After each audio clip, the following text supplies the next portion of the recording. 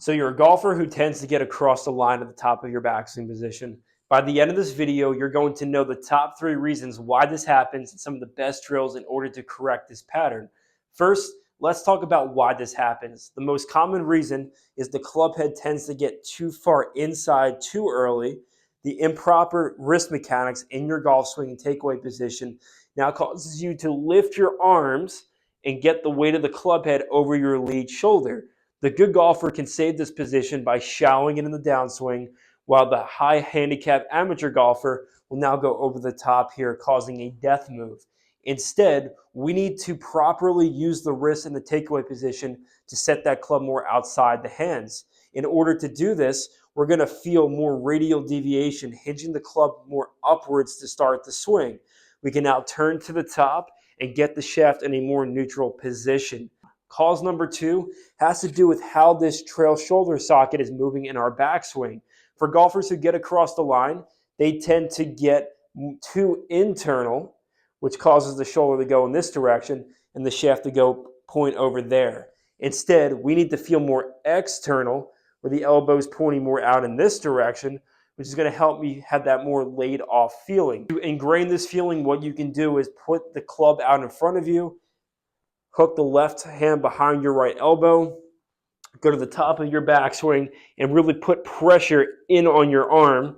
And this should help you keep that club on plane with a shorter arm swing while you're still turning your body for a correct pivot. Cause number 3 has to do with how your body is turning in the backswing.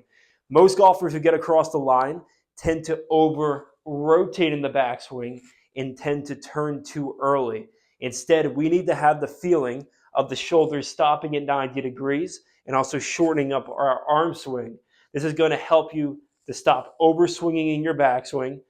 It will automatically get your trail arm in a better position, and it will get the butt end of the club more in line with the golf ball. One of my favorite feels to give to my students who are across the line is to imagine a laser going out of the butt end of their club. When they set up to the golf ball, I put an alignment rod right behind their golf ball like this, and then I'll take back the club and I'll tell them to feel the butt end of the club staying on that line as long as possible. They know if it comes off that line that the wrist will cup at the top of their swing and the butt end of the club will point too far behind them. That will result in the across the line position. That is a great feeling that you can do indoors that is going to get you in a more neutral point at the top of the swing. The last great feeling that you can have at the top of your swing is bringing back the club, feeling the wrist in a little bit more flexion and the trail wrist bent a little bit more back. This will give you the feeling of holding a tray in your trail hand, which will result in a more laid off position. If you're going to do this feel, I must warn you that if you have a strong grip, you should not do this feel because it's going to get you in a more hooded position with the face. This is for golfers who tend to have a little bit of a weaker grip and can get away with having more flexion as a wrist matchup at the top of their golf swing.